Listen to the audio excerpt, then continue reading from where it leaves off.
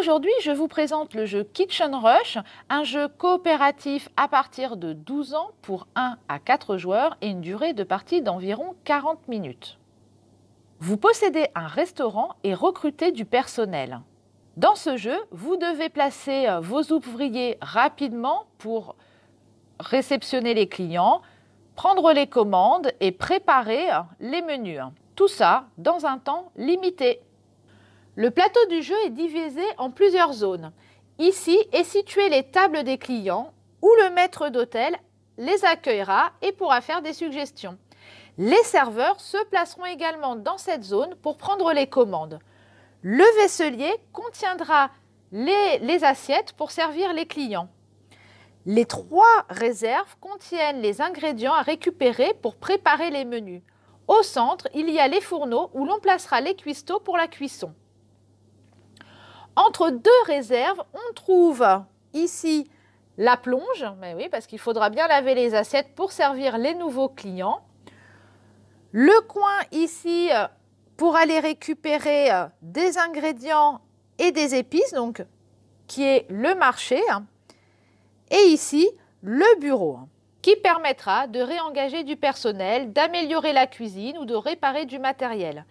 Chaque zone contient des emplacements ronds où l'on placera des ouvriers représentés par des sabliers de couleur.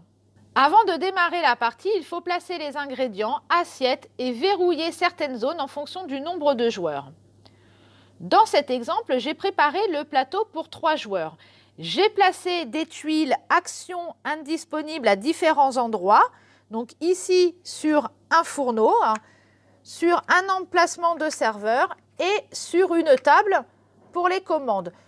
Tous ces endroits sont marqués par 4 tocs, puisque ici il y a 3 joueurs, donc on n'utilisera pas ces emplacements pour 4 joueurs. J'ai ensuite placé des tuiles verrouillées, donc ça c'est avec le petit cadenas, un sur un fourneau et un autre dans une réserve. En début de partie, ces endroits sont indisponibles, mais il sera possible, contre de l'argent, de pouvoir les utiliser, donc les déverrouiller. J'ai également placé 3 assiettes de chaque taille, donc il y en a de 1 à 4, donc voilà, les numéros 1, les numéros 2 en rond, les 3 en carré et enfin l'assiette numéro 4. Donc 3 de chaque taille, de 1 à 3 et une de la taille 4. J'ai également placé dans la plonge, il y a déjà des assiettes sales, donc il faudra laver pour pouvoir les utiliser, pour les placer dans le vaisselier. Ici, une assiette de chaque taille. Dans le bureau, j'ai déjà placé dessous pour le début de la partie et retourné face visible 3 cartes commandes pour démarrer la partie. Les autres cartes commandes sont placées près du plateau. J'ai placé également les ingrédients dans les 3 réserves ainsi que des épices dans le sac. Dans la règle, vous trouverez tous les éléments à placer en fonction du nombre de joueurs. Pour 3 joueurs, chaque réserve reçoit 4 viandes, 4 légumes, 2 salades, 2 pâtes, 2 fromages et 2 pains. Et dans le sac épices, 2 cubes blancs, verts, noirs et rouges et un cube jaune. Le reste des ingrédients et des épices sont placés près du plateau. Chaque joueur va récupérer un plateau individuel et 2 sabliers de la même couleur, donc qui vont être ces petits ouvriers. Sur les sabliers restants, on en place un à côté du plateau, il représentera le commis et l'autre de la même couleur sera placé couché près du plateau. Pour le moment, il ne sera pas accessible, ce sera pour un deuxième commis, il faudra payer pour avoir ce deuxième commis à disposition. À côté de ce sablier couché, on va placer les 4 cartes amélioration que l'on va mélanger. On forme une pioche et on va en retourner déjà 2 faces visibles. À côté, j'ai placé le plateau de prestige en plaçant un marqueur sur le 0 ici. Donc ça, les points de prestige, on les voit donc en jaune. Et puis un autre marqueur sur les emplacements pour les manches. Donc la partie se joue en 4 manches. Et pour démarrer, on se place sur le 1. Pour terminer, on récupère une carte objectif. Donc là, j'en ai déjà placé une. Elles ont différents niveaux de difficulté qui sont mentionnés en bas de la carte. Facile, normal et difficile. Pour réussir cet objectif, pour gagner la partie, il faut donc remplir tous les objectifs. À 3 joueurs ici, il faudra avoir fait 21 commandes, avoir 12 sous et être à au moins 9 points de prestige. Mélangez également les 8 cartes prestige. Elles apportent des effets bonus lors de la partie. Vous les mélangez et vous en faites un tas face cachée sur le premier emplacement du plateau prestige. Alors, avant de démarrer, je vous conseille de vous répartir les tâches et de ne pas vous disperser dans toutes les zones.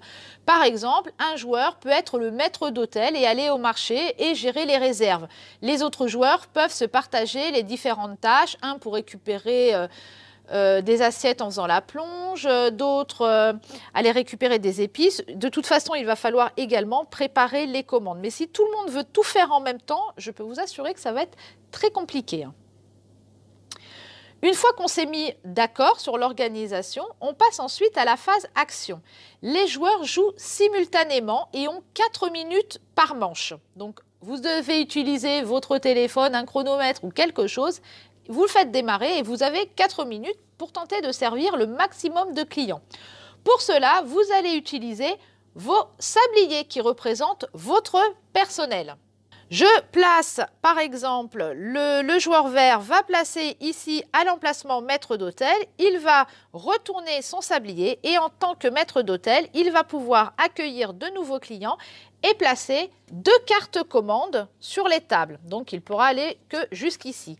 À chaque client accueilli, il va récupérer 1 sou par client, donc ici 2, qu'il va placer dans le bureau. Tant que son sablier n'est pas écoulé, il ne peut pas se réutiliser cet ouvrier-là. Donc après, s'il veut faire autre chose, il réutilisera son deuxième sablier. Les autres joueurs vont, eux, par exemple, se placer ici dans la zone serveur pour prendre une commande. Donc le joueur rouge va prendre par exemple celle-ci. Le joueur bleu va prendre également une commande, je ne sais pas. Celles-ci, bon, celles-ci ne sont pas très compliquées, il n'y a pas trop d'ingrédients et de commandes, et d'épices, pardon. Sur la carte donc, du menu, on retrouve l'assiette qu'il sera nécessaire d'utiliser, donc là, ici, une assiette 2, les ingrédients, donc ici, de la viande, des légumes et du pain, ainsi que parfois des épices, ici, donc, un cube noir, et la cuisson nécessaire pour ce menu qui est le 2. Donc le joueur rouge va devoir maintenant récupérer un de ses sabliers, celui-ci est terminé, se déplacer dans une réserve pour aller récupérer les ingrédients dont il a besoin pour les placer dans son assiette. Il va récupérer une assiette, donc on a dit que c'était la 2, donc il va la placer devant lui. Placer les ingrédients dont il a besoin. Il a également besoin d'une épice. Il va récupérer l'autre sablier, le placer à l'endroit des épices et prendre dans le sac l'épice dont il a besoin. Donc là, il regarde. Donc c'est la noire et il va la placer dans son assiette. Il place son assiette sur son plateau individuel pour la cuisson 0. Et pour pouvoir faire cuire, il va devoir se placer maintenant sur un fourneau. Alors attention, quand on veut faire cuire, il est très important que tous les ingrédients soient placés avant de commencer la cuisson. L'épice peut être placée un petit peu plus tard. Donc on peut aller sur l'étagère à épices un peu après. Donc là maintenant, il récupère un sablier, il va le placer sur son fourneau et va pouvoir se déplacer sur le 1. Ce menu lui demande d'aller jusqu'à 2. Donc, il faudra qu'il replace un autre ouvrier ou qu'il attende que ce sablier soit écoulé pour le retourner pour pouvoir le placer sur le 2. En attendant, il peut très bien se dire, je vais aller chercher une autre commande. Il va se placer là, il prend une nouvelle commande. Et puis là, il est un petit peu bloqué. Maintenant, il attend que ça coule. Ah, celui-ci est terminé. Hop, il le retourne et il déplace ici Sur le numéro 2, la cuisson de ce menu est arrivée à point, c'est parfait. Il peut passer à ses autres commandes. Les autres joueurs, bien entendu, font la même chose. Alors, il va arriver un moment, la réserve va se vider, il va falloir aller au marché. Donc, un des joueurs, par exemple, le joueur vert, qui peut très bien donc être utilisé pour faire le maître d'hôtel et réapprovisionner un petit peu les réserves, puisque les autres joueurs vont venir récupérer les ingrédients, va aller sur le marché. Par contre, sur le marché, vous voyez, il n'y a pas de petit rond vert parce que là, on peut y aller autant de joueurs que l'on veut. Hein. Ici, vous voyez qu'on ne peut pas être à plus de 2, etc. Ici, c'est illimité. Ici, on vous dit, donc peut-être vous verrez mieux si je retourne, si j'enlève le sablier, que pour 1 sou, vous pouvez récupérer jusqu'à 5 ingrédients du même type. Donc 5 viandes, 5 légumes, etc. Vous pouvez également récupérer 3 épices différentes pour 1 sou. Et pour 1 sou, vous pouvez récupérer 2 épices jaunes ou rouges. Ici, c'est 3 épices blanches, noires ou vertes. Donc, on achète des épices pour 1 sou, par exemple. Donc, il va le remettre dans la réserve générale et se dit qu'il va récupérer, par exemple, un blanc, un noir et un vert. Je vous conseille de communiquer entre vous pour savoir les épices qui vont être nécessaires ou de vérifier les commandes des camarades. Et puis, il peut redépenser 1 sou pour dire « Oh là là, il ne va plus y avoir beaucoup de viande, je vais racheter 5 viandes. » Et après, il peut les répartir comme il le souhaite dans les réserves. On met un petit peu ici et un petit peu là.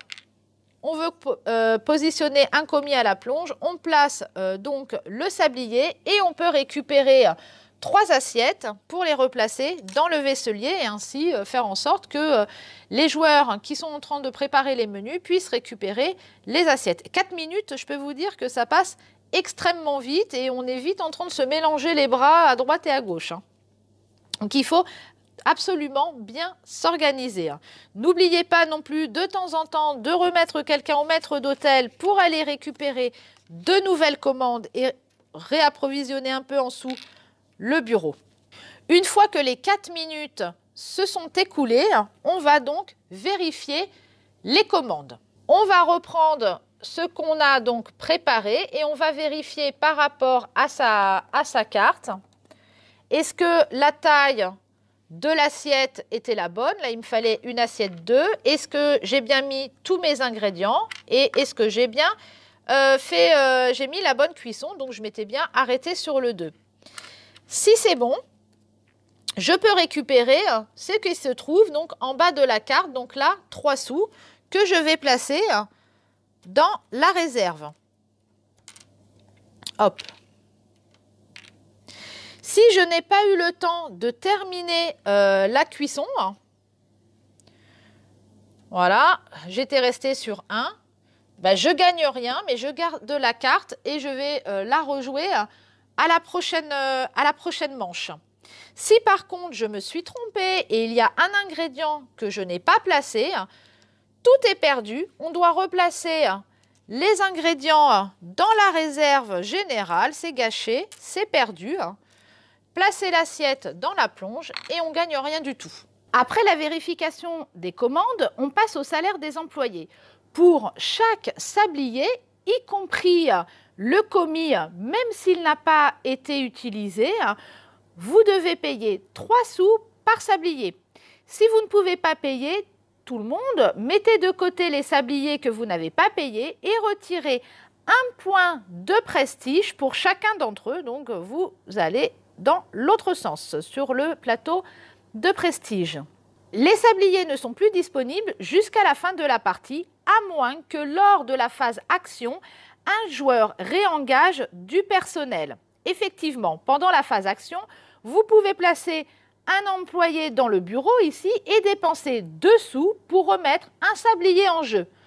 Quand vous êtes dans le bureau, vous pouvez également payer des améliorations sur les cartes que je vous ai montrées en début de présentation. Vous voyez ce qu'elle vous propose et pour quel prix. Une carte va vous permettre de rajouter des assiettes, d'autres de débloquer un fourneau ou le troisième encore de récupérer un second commis. Et puis il y a encore une dernière qui permet de débloquer la troisième réserve. Dans le bureau, vous pouvez également réparer du matériel dans le jeu. Il y a des cartes effectivement événements qui permettent d'augmenter la difficulté. Donc ce sont des cartes à dos violet, comme cela, et vous demande de placer des tuiles dysfonctionnement sur des cases actions. Il faudra alors payer la somme demandée pour retirer la tuile. Revenons maintenant à la phase maintenance. Après le paiement des salaires, vous pouvez récupérer une carte prestige ici qui vous donne un bonus à appliquer dès le début de la manche suivante.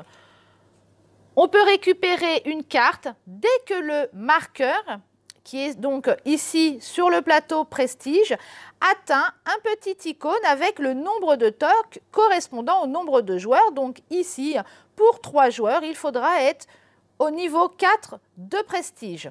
Dès qu'on arrive là, on récupère 2 cartes prestige de la pioche, on les regarde et on voit celle qu'on veut sélectionner pour la partie.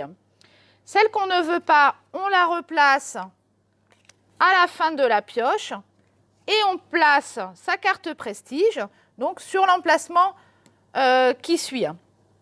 Et donc, comme je l'ai dit tout à l'heure, elle vous donnera des bonus qui vous permettra d'augmenter vos chances d'atteindre votre objectif pour la fin de partie. On passe ensuite à la seconde manche. On déplace le marqueur sur la piste manche, ici, on va arriver sur le numéro 2, et on reprend la phase préparation, puis action, et enfin maintenance. La partie se termine à la fin de la 4e manche. Pour remporter la partie, vous devez avoir rempli toutes les conditions de votre objectif, avoir payé tous vos employés, donc faites attention qu'il vous reste de l'argent dans votre bureau, et avoir au moins un sou dans le bureau et au moins un point de prestige. Les manches passent très rapidement, 4 minutes, ça va vite. Pensez à vous mettre d'accord sur la répartition des tâches, parce que si vous ne vous organisez pas, ça va être très dur de remporter la partie. Cette vidéo est terminée, je vous donne rendez-vous prochainement avec un nouveau jeu et puis ce jeu, vous pouvez le retrouver désormais à la médiathèque. À bientôt!